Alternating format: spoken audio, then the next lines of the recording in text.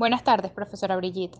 En esta segunda parte del video hablaremos sobre la evolución y cambios en la estrategia de defensa en los casos de la delimitación de áreas marinas y submarinas de Venezuela con el Caribe. Pensamos que Colombia era el único reto, y no es así. El Caribe representa un caso de estudio complejo en materia de limitaciones marítimas definidas y por definirse.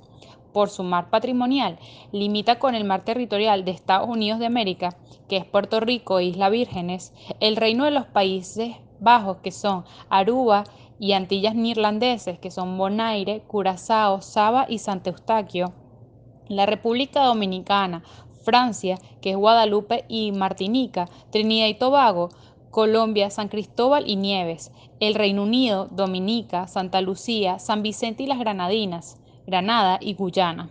A todo esto se le suma la irrefutable soberanía sobre las islas de aves, de ahí el lógico interés de nuestro país en los avances del derecho del mar. Empezaron a surgir conceptos como plataforma continental, mar territorial y zona económica exclusiva, con todos los países continentales e islas que nos rodean. Cabe acotar que es sumamente difícil llegar a acuerdos que satisfagan a los negociantes y a los pueblos de cada país. Ciertamente, el interés por establecer fronteras marítimas se ha incrementado luego del nuevo régimen jurídico, el cual fue constituido por la Convención de las Naciones Unidas sobre el Derecho de Mar. Este marco legal faculta a los estados costeros e insulares a reclamar amplias zonas de jurisdicción marina. Además, la fijación de una zona económica exclusiva de 200 millas náuticas es también parte de la evolución jurídica, donde vemos a Venezuela con una decidida participación y, en efecto, estableció en 1978 una zona económica exclusiva a lo largo de las costas continentales e insulares de la República. Además, en un derecho estricto, la zona contigua seguirá sometida a la delimitación potencial entre los estados partes de la Convención de Ginebra sobre el mar territorial y la zona contigua de 1958, mientras esté en vigor entre los estados, salvo los que tienen reservas sobre esta disposición, como Venezuela. Venezuela con los Países Bajos. La delimitación con los Países Bajos. El 31 de marzo de 1978, Venezuela y los Países Bajos firmaron un tratado de delimitación marítima que entró en vigor el 15 de diciembre del mismo año.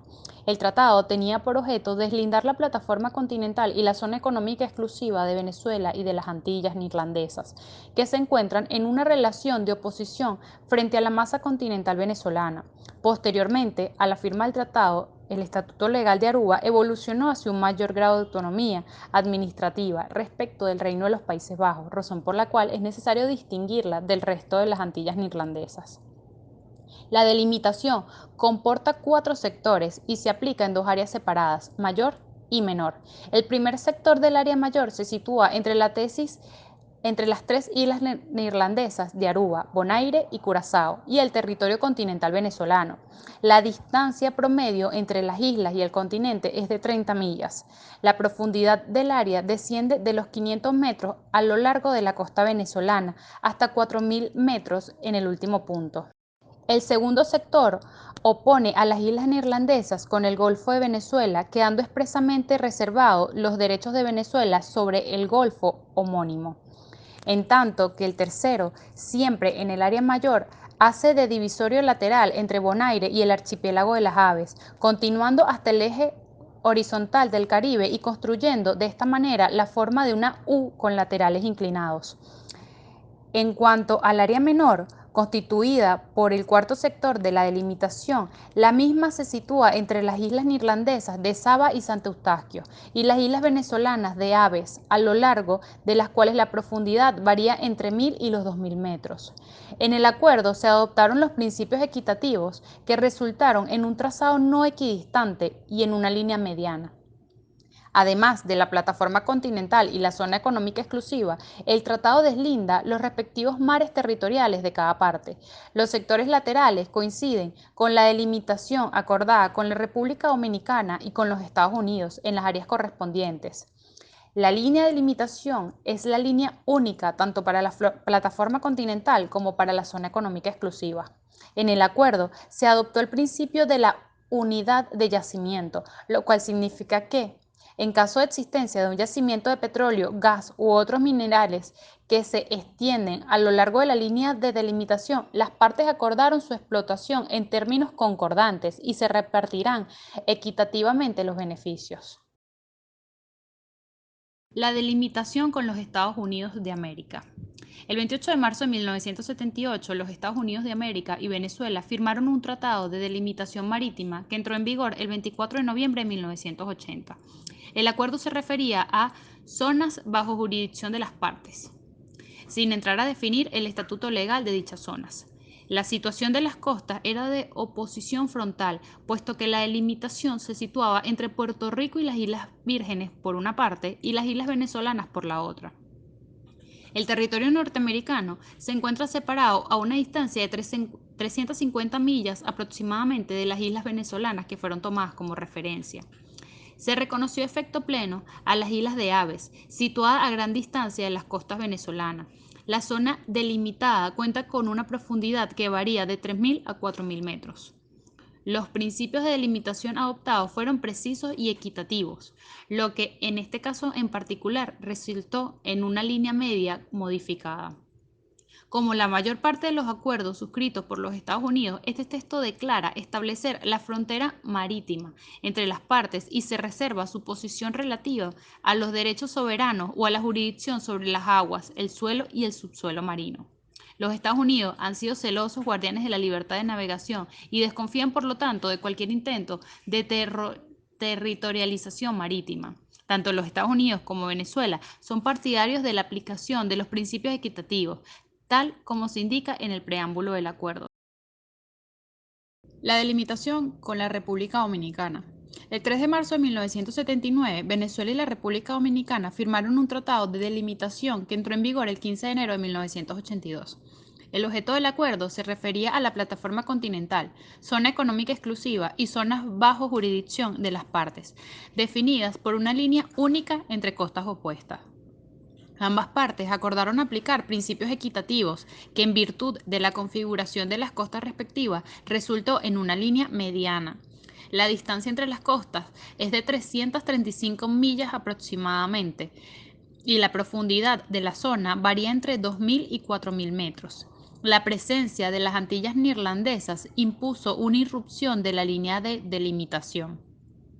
La línea de delimitación comporta así dos sectores. El sector A mide 108 millas, 200 kilómetros, y une 6 puntos, y el sector B mide 20 millas, 37 kilómetros, y une 2 puntos. Venezuela efectuó la delimitación no a partir de su territorio, sino a partir de las islas de Aruba, Bonaire y Curazao, situadas a lo largo de su litoral. En el tratado se establecen disposiciones sobre la protección del medio marino, obligando a las partes a un intercambio de información y a la cooperación en la materia.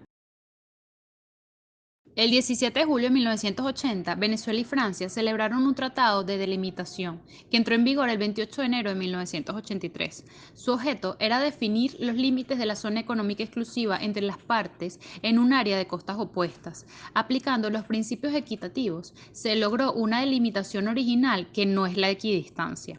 La delimitación se sitúa entre Guadalupe y Martinica, por un lado, y las Islas de Aves, por el otro, la cual se encuentra a una distancia de 110 millas de Guadalupe y a unas 149 millas de Martinica. La profundidad en la región alcanza entre 2.000 y 3.000 metros. El acuerdo adopta la noción de frontera marítima entre las zonas sobre las cuales las partes ejercen su derecho soberano o su jurisdicción y delimita las respectivas zonas económicas exclusivas. El preámbulo hace expresa referencia a la necesidad de delimitar según principios equitativos, tomando en cuenta que la isla de Aves genera pleno derecho y efectos jurisdiccionales. La línea de delimitación acordada está constituida por el meridiano 62, 48 y 50 de longitud oeste, sin otra precisión, por lo cual el segmento de la delimitación terminará donde comiencen las delimitaciones pendientes con otras islas en las zonas. La delimitación con Trinidad y Tobago. El 18 de abril de 1990, Venezuela y Trinidad y Tobago firmaron un acuerdo de delimitación que entró en vigor el 23 de julio de 1991. El objeto del tratado abarca la plataforma continental, la zona económica exclusiva y demás zonas bajo jurisdicción de las partes, en un área que presenta una estructura ribereña mixta, es decir, costas opuestas y costas adyacentes. Se acordó la necesidad de establecer límites precisos y equitativos, resultando una combinación de línea mediana no equidistante y mediana modificada. Este acuerdo reemplaza el Tratado de Paria del 26 de febrero de 1942, estableciendo la frontera marítima entre las partes en lo que respecta al mar territorial, la plataforma continental y la zona económica exclusiva, así como entre toda otra zona marina o submarina que pueda ser establecida como una línea única. La línea de limitación mide aproximadamente 450 millas, 833 kilómetros, y prolonga y modifica la línea establecida en 1942. La misma une 22 puntos, siguiendo un trazado mediano en el Mar Caribe. En el Golfo de Paria se retoma la delimitación efectuada en 1942 y en el Océano Atlántico se proyecta una línea de equidistancia modificada a fin de evitar una situación de enclavamiento de Venezuela en el área y garantizar una salida directa al océano y permitir la proyección de la plataforma continental y zona económica exclusiva atlántica del país. Este acuerdo es clave para cualquier negociación que se realice con Guyana en el plano marítimo, porque le deja a Venezuela en cualquier circunstancia una salida libre al Atlántico. Actualmente queda por delimitar unas 560 millas marinas en la región del Mar Caribe, más la delimitación de la fachada atlántica venezolana, las delimitaciones con las islas del Mar Caribe, el rosario de islas que define el margen exterior del Mar Caribe y por lo tanto los pasos de navegación hacia el Atlántico y con los cuales aún Venezuela tiene que establecer el límite de su jurisdicción incluye Dominica, Granada, Montserrat, San Cristóbal y Nieves, Santa Lucía, San Vicente y las Granadinas. La delimitación con Guyana. Si bien la delimitación con Trinidad y Tobago garantiza en cierto modo la proyección atlántica de la costa continental venezolana, la posición de Guyana busca truncar nuestra jurisdicción en esta área. De cualquier manera, toda delimitación marítima dependerá, en definitiva, de la solución que se le encuentre a la reclamación territorial venezolana sobre aproximadamente un tercio del territorio, que actualmente está bajo jurisdicción guyanesa. Esta reclamación se encuentra bajo los buenos oficios del Secretario General de las Naciones Unidas. La posición venezolana, en este caso, debe insistir en la proyección atlántica de su masa terrestre continental, que le permita una salida directa y sin interferencia alguna al Océano Atlántico y el respeto a la delimitación efectuada con Trinidad y Tobago, que se proyecta a más de 360 millas marítimas en el citado cuerpo oceánico. Las delimitaciones efectuadas por Venezuela en el Mar Caribe y un segmento del Océano Atlántico, además de definir nuestra jurisdicción marítima, constituyen un derecho adquirido ante todo intento de territorialización de los espacios, sobre todo de la zona económica exclusiva y de la plataforma continental. En el plano bilateral, más allá del factor territorial, la constancia con que Venezuela ha expresado su apego a la aplicación de principios equitativos cada vez que se opera una delimitación fortalece la posición de Venezuela ante toda negociación con Colombia, ya que este país no ha mostrado una actitud coherente y continua al efectuar sus propias delimitaciones con países ribereños vecinos. Colombia no ha defendido el método de la equidistancia ni lo ha aplicado estrictamente en sus diversas delimitaciones, por lo cual mal puede invocarlo como principio de limitación en la zona del Golfo de Venezuela. Por lo demás, como ya se dijo anteriormente, el derecho internacional en la materia evolucionó en el sentido de la posición venezolana, consagrando los principios equitativos como criterio superior de delimitación, relegando la equidistancia a un simple método a ser aplicado, si con ello se logra un resultado equitativo. Este no es el caso en el Golfo de Venezuela, puesto que su condición geográfica obliga a compensar los efectos excesivos de una costa convexa frente a las desventajas de una costa cóncava. Con respecto a la delimitación con Guyana, sin duda que la delimitación realizada con Trinidad y Tobago fortalece la posición venezolana de lograr una proyección atlántica que garantice una salida directa a dicho océano y que respete la plataforma continental de más de 350 millas marinas.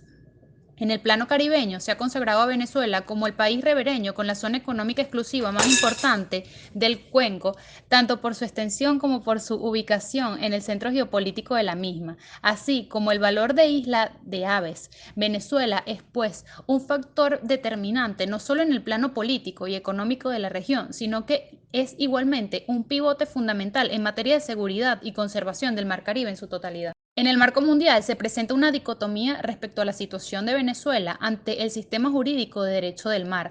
Por un lado, gran parte de las normas y principios contenidos en la Convención de las Naciones Unidas sobre Derecho del Mar de 1982 son considerados hoy en día como derecho consuetudinario, además de derecho positivo, por lo cual su aplicación es obligatoria y generalizada.